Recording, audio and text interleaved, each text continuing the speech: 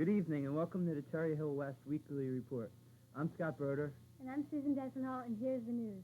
Senior Walt Fricke characterized our unusual spring weather with this verse. Spring is here and snow it falls. It seems as though winter calls. So where's the spring? Where'd it go when all our land is filled with snow? Last Monday night, Cherry Hill West hosted a night of jazz with local jazz bands performing from area high schools, such as Cherokee, Pennsauken, Cherry Hill East, Overbrook, Deptford, with a special encore presentation of Cherry Hill West Jazz Band to cap off the night. The junior prom will be held in the beautiful Starlight Ballroom at the Cherry Hill Inn on May 27th from 7:30 to 12 p.m. It's $38 per couple, and a $10 deposit is required. Tickets are on sale during all lunch periods.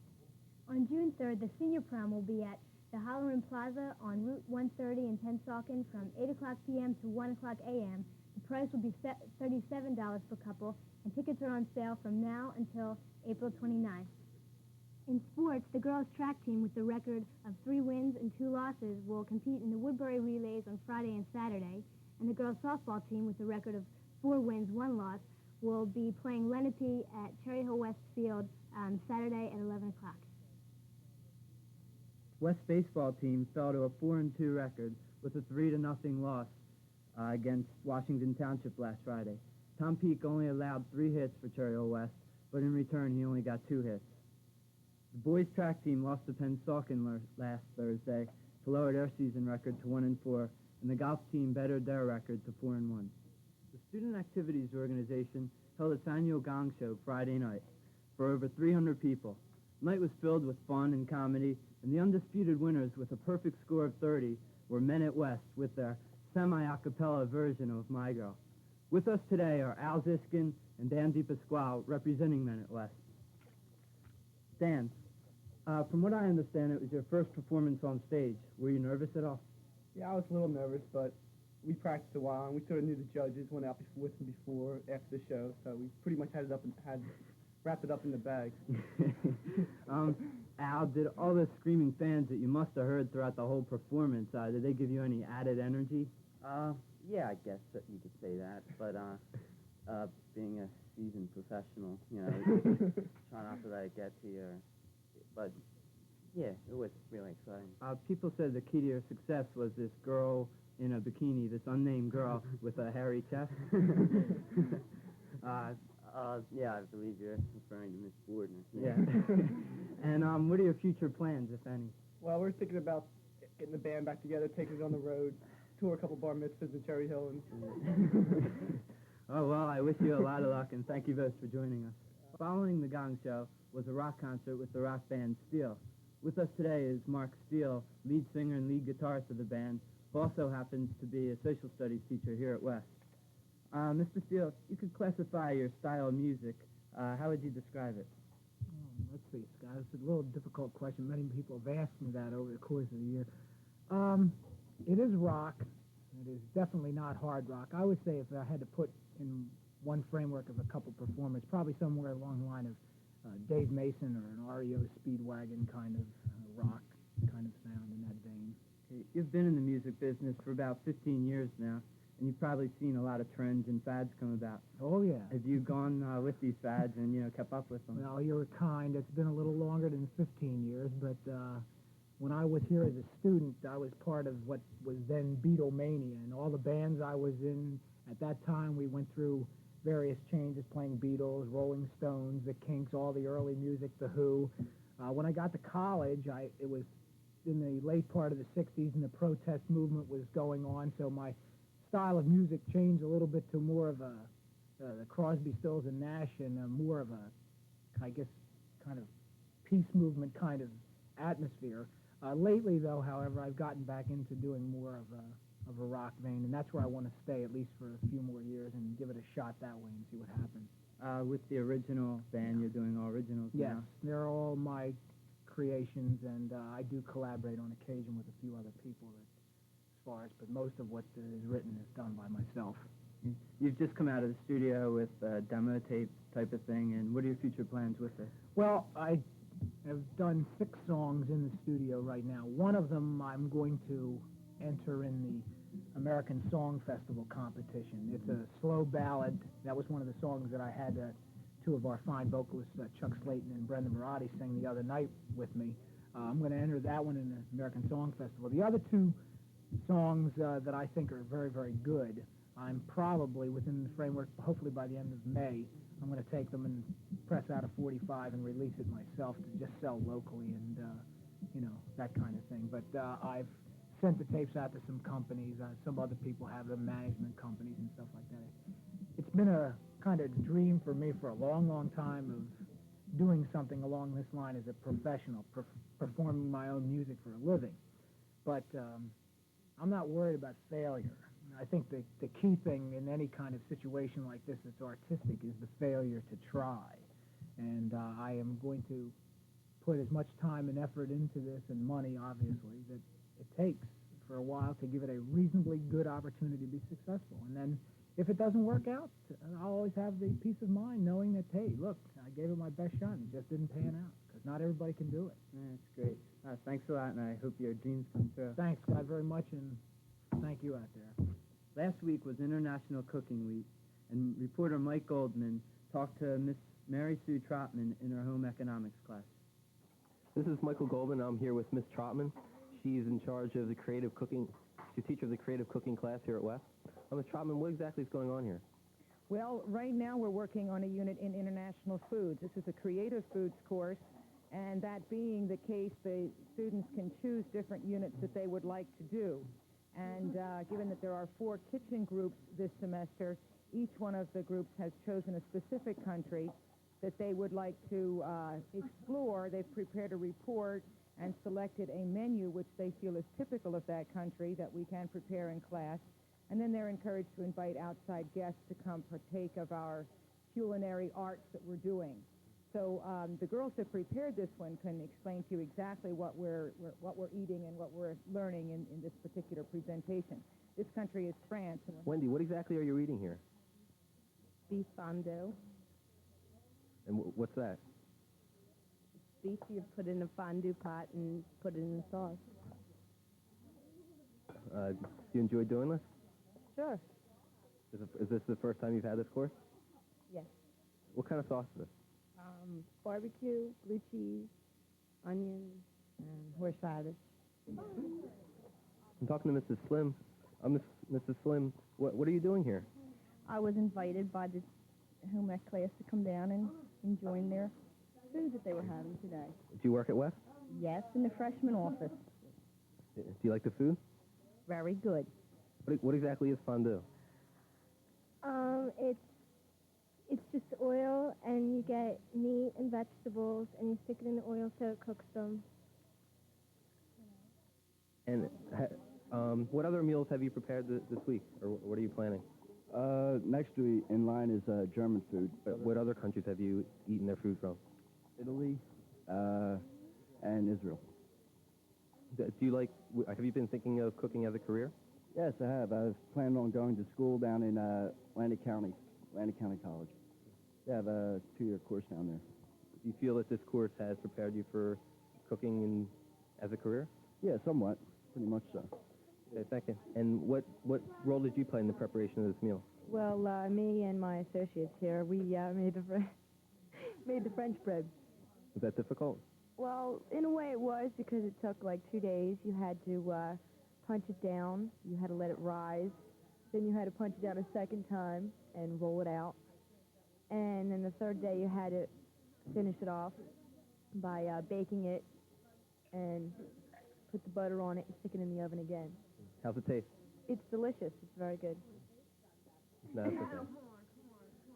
Hey, all reporters have to be daring and adventurous. Taste it. It's really delicious. Well? Pretty good. Pretty good. Chris, did you enjoy preparing this meal? Yes, I did. I was just wondering, who does the dishes? They do it.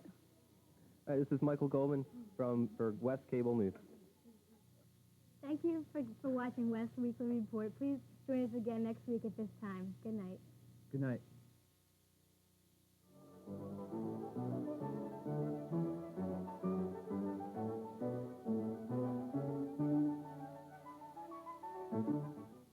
evening and welcome to April 20th East Update. I'm Mark Goffman along with Lisa Katz for the news. Congratulations to senior Vivian Lee, who has been named a Merit Scholarship finalist, one of 15 at East. Congratulations to those students who were selected to the Girls and Boys State. The people selected are Patty Shore, Jackie Needleman, Karen Dillenschneider, Allison Brandt, Dina Kravitz, Marie Santucci, Alan Meltzer, Todd Schmall, John Schmerler, Andy Hicks, and Stephen Ketchenberg. There will be a meeting for parents of seniors whose names begin with letters M through Z on Monday, April 25th at 7:30 p.m. in Cafeteria 1. Graduation will be discussed. Last Thursday, the distributed education classes presented their annual spring fashion show. Mike Goldman won a special dream package consisting of free limousine service to and from the prom, free tux, free pictures, and $50 towards any gown for his date. You can see some of the fashions if you missed the show. We will bring you the DECA Fashion Show following the news program tonight. This Thursday, East Jazz Band will perform a concert in East Auditorium at 8 p.m. Conductor Roy Huff promises a lively program, including Force 12, Let It Happen, and Time for Love. All are invited to attend. Swing into spring with the jazz band. The sophomores are planning a cotillion in the cafeteria this Saturday. Stacy Shapiro spoke with Jordan Goldberg about this event. I'm Stacy Shapiro, here with Jordan Goldberg, the president of the sophomore class. This Saturday, the sophomores are holding a sophomore cotillion, and I was wondering if you could please tell me some information about it. Well, this Saturday we are holding our sophomore cotillion, and the cotillion is kind of like a buffet dinner dance, and at the cotillion we will be distributing our class rings to those students who ordered them. This will be catered by Karabasi Catering, and we'll have music by a DJ, which is Cab Scott, and we really think that this will be a real successful night. How many people are you expecting? Well, we sold 260 tickets, so we're looking for a pretty big turnout. Thank you, Jordan. We hope that the sophomore cotillion turns out very well. This has been Stacy Shapiro for East Update. The Spanish Club is one of the most active clubs at East. On Monday, the members visited a foster home. This Monday, April 25th, they will meet in C301 to make pinatas. The club is also planning a softball competition for all language club members. Contact Mr. Craig Burgess for more information. The Spanish Club will hold an end-of-the-year dinner at Chi-Chi's restaurant on June 10th. Contact club officers or Mr. Burgess for details. Friday's variety show was an unqualified success. Acts featured 4 bands: Paradox, Full Fledged, an East award-winning jazz band, and the Best Band. There was a Robert Siegel magic show, the Blues Brothers, and many other acts. The Cum Laude Society induction will be held on Wednesday, May 4th at 7:30 in East Auditorium. The top 15% of the senior class will be honored. Senator Lee Laskin will be the keynote speaker. On Thursday, May 5th, the East Knowledge Bowl team will compete against Eastern High School. If you would like to attend a taping, contact Miss Beck. And now for boys sports. In baseball, East tied Camden Catholic 4-4 and had a victory over Camden 8-4. Unfortunately, East had a hard loss to Houston at a score of 4-5. They rallied to win over Pennsauken 11-7 and beat Wilson by a score of 2-0, leaving them with a 3-1-1 record. Friday, the team faces Deptford away at 3:30. The freshmen play home at 3:30 also. The boys' track team will be at Woodbury Friday at 2:30 for relays. The golf team, coached by Mr. Griffenberg, will compete with West at Woodcrest at 3:30. The boys' tennis team will meet with Williamstown home 3:30 on Friday. Bill Stalter interviewed Coach Ralph Ipri about the tennis team. Hi, I'm here with Coach Ralph Ipri of the boys' varsity tennis team. We're here to talk about the East Invitational tennis tournaments that were held here at East last weekend. Could you tell us about what happened? This weekend, 8 of the best tennis teams in South Jersey participated in the second annual East Invitational. The finals are going to be held this Sunday at 1 o'clock, and East is going to play Morristown in the finals. How are you doing so far, the tennis team? All right, the tennis team this year is a very young team. We have 4 sophomores who are starting. Thus far, we've had 10 matches, and we're undefeated. In fact, thus far, all the players on the team have yet to lose. Okay, this is Paul Janawi, first singles, right? And could you introduce your team to us? Yes, this is David Neal, second singles, Jane Egan, third singles. First doubles, Jeff Nimroff, Samir Shaw. Second doubles, Scott Griffith and Jeff Janowski, but Scott's not here right now. Will you be playing any North Jersey teams this year? Yes, we have a doubleheader scheduled this year with Livingston High School and Del Barton High School. That's going to be on Saturday, May 7th.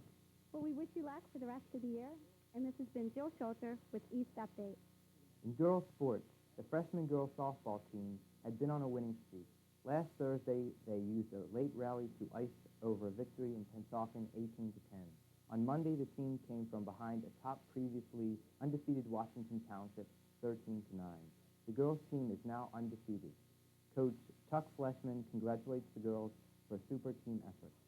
The girls softball team had an important win over the highly ranked Paul VI. Paul VI was ahead 6-2 in the top of the third inning. East rallied ahead to the bottom of the third with 7 runs. Stacy Weber hit a bases-loaded double in the fourth inning to help bring in 9 more runs. The final score was 23-8. Last Tuesday, the girls lacrosse team defeated Cinnaminson 11-2 and 8-6. Varsity goals were scored by Maggie Cohen, Sue Wilson, Heather DeCou, Joanne Rodriguez, and Debbie Brawley. Goalkeeper Karen Heisler had 6 saves to lead an excellent defensive unit. Davy goals were scored by Christy Ondis, Lance Brown, Julie Paulson, Nancy Eudicius, and Patty Schleigel. The defensive was led by play of Karen Pliska and Sandy Manuel. Bob Welsh had 15 saves to secure the win. Thank you for joining Mark Goffman and me, Lisa Katz, for our East Update. Our next newsreel will be May 11th. Tonight, please stay tuned for the DECA Fashion Show following the junior high school news.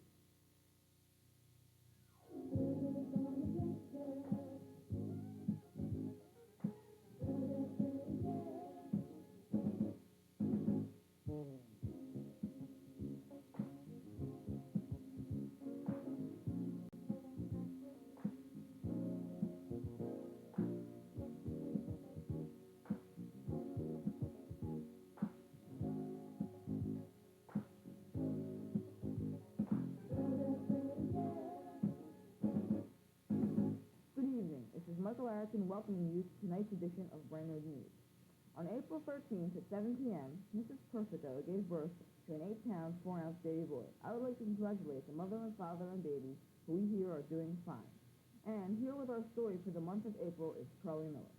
The month of April starts out as a big joke. To many people, April means many things. To students, April means spring break. During the vacation, most students observe the religious days of Passover and Easter. To farmers, April means the time to plant. To baseball fans, April means the beginning of another season. To flowers and plants, April means the beginning of life, a new life. To animals, April means life as well. At Brainerd, April means the beginning of spring sports. The winter sports program has long ended, and the students here at Brainerd are now preparing themselves for successful seasons in all the spring sports, such as track, softball, and baseball. To everyone, April means income tax due. Everyone dreads April 15th. And finally, April means the month of showers. But don't be depressed, because May flowers will soon be here.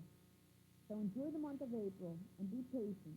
We can all look forward to the long spring months ahead of us. This is not an April Fool's joke. This was taped on Monday, April 18th. And only 12 hours later, yes, it was snowing. No joke. This is Charlie Miller, Brainerd News. One of the spring sports Charlie was talking about is baseball. And during an interview of our baseball coaches, Mr. Gilligan and Mr. Simon, is Amy Miller, right after this message. Hello. Brainerd's annual spring concert is rapidly approaching. It will be performed on Wednesday, April 27th at 8 p.m. in the Brainerd Gymnasium. Brainerd's fabulous musical groups include the orchestra, chorus, symphonic band, Mustang band, and soloists.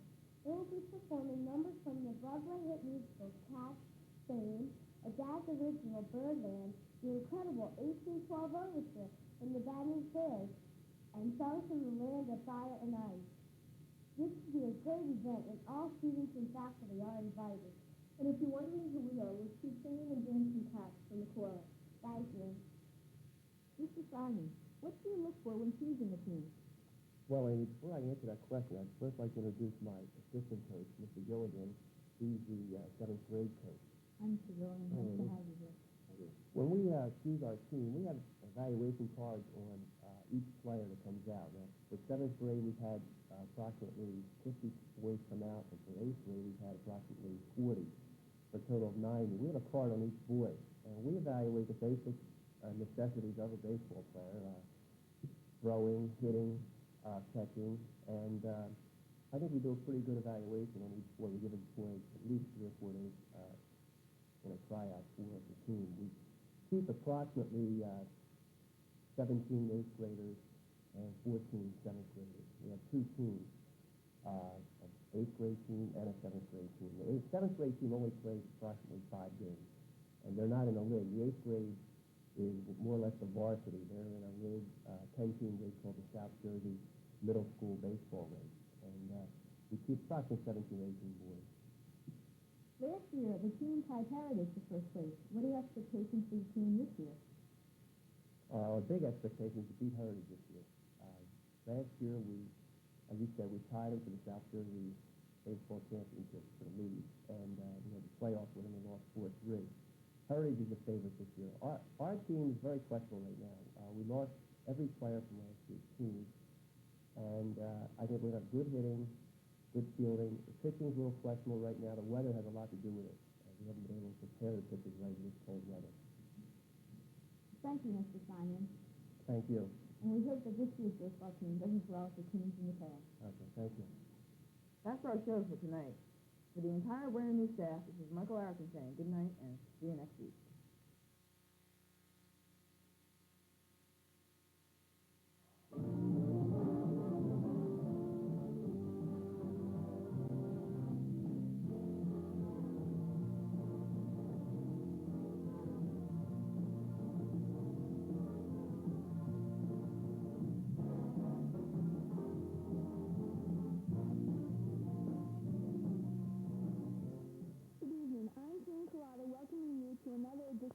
Music Heritage. The group you just heard is the Heritage Stage Band under the able direction of Mr. Robert Goldman. They're here tonight to give us a preview of an upcoming jazz concert.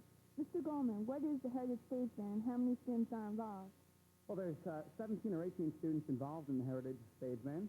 They are comprised from the larger concert band, and they start rehearsing somewhere after the holiday break. They work on music like jazz, pop, and rock. And everyone has a great time doing it. They work very hard. Can you tell our viewers about the concert this group is a part of and how tickets can be purchased? Okay. The concert is this Thursday, April 21st at 8 o'clock in the Cherry Hill East Auditorium. It is the annual High School East Jazz Concert featuring the Heritage Stage Band, the Cherry Hill East Stage Band, and the Cherry Hill East Jazz Ensemble. Tickets are available at the door. Aside from the concert, where does the group perform? This year, the band will play at various public functions. For example, they're going to play at Cherry Hill East Stadium on May 18th for the special education students in their annual play day. They're going to tour several elementary schools, and we hope to get them to play at a few malls in the area. I think we're about ready for another sample of this week's concert. 1, 2, 3.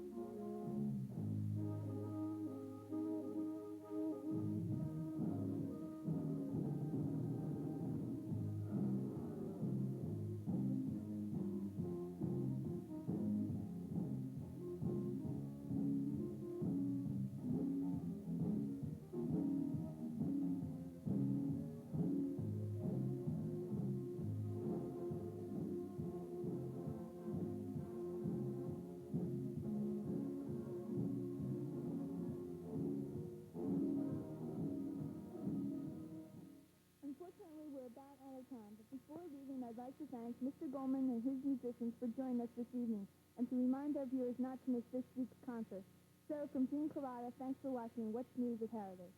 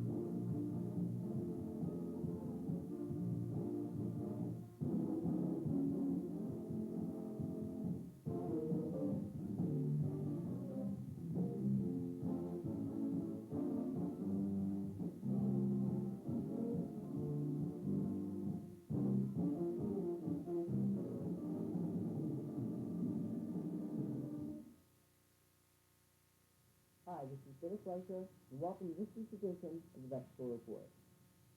Attention all parents.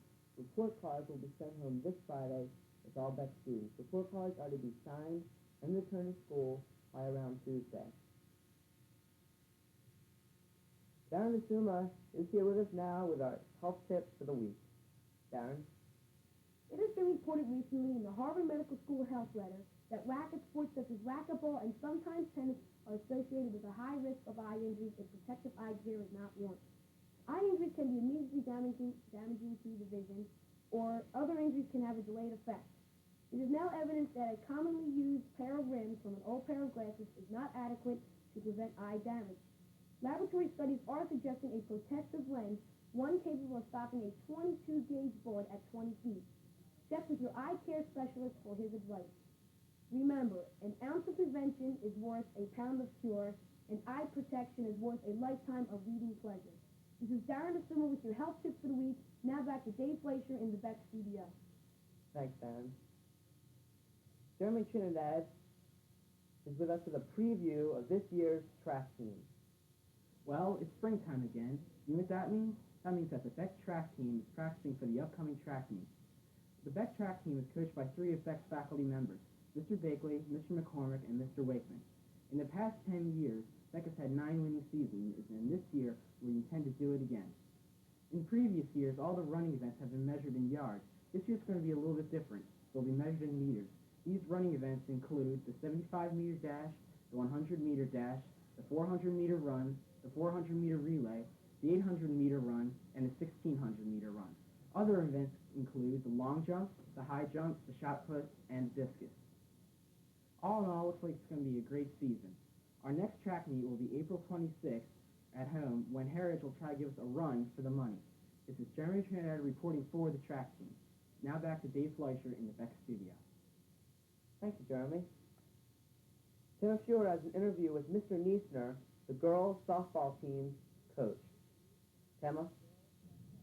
Hello, this is Emma Fuhrer, Mr. Niesner, one of the Beck softball coaches. The other coach, Mrs. Niesner, is unable to be here today. Mr. Niesner, I understand that tryouts were just completed last week. How did you and Mrs. Niesner conduct tryouts? Well, we used a point system, basically. The girls were measured on various skills, and they could receive so many points for each skill, such as throwing for distance, throwing for accuracy, speed in running the bases, fielding pop-ups, fielding grounders, and so on. And then their total scores were evaluated, and the top 18 or 19 in each grade level were picked to be on the team. Are there any specific girls that you think will be leading the team to a winning season?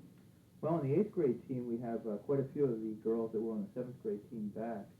And as you may or may not be aware, the 7th grade team last year had a 6-1 record and tied for winning the league title. So we anticipate that those girls, I think Lori Blank, Margaret Easterday, Tracy Chester, Kathy Kunkel, Jane Feld, Debbie Bluth,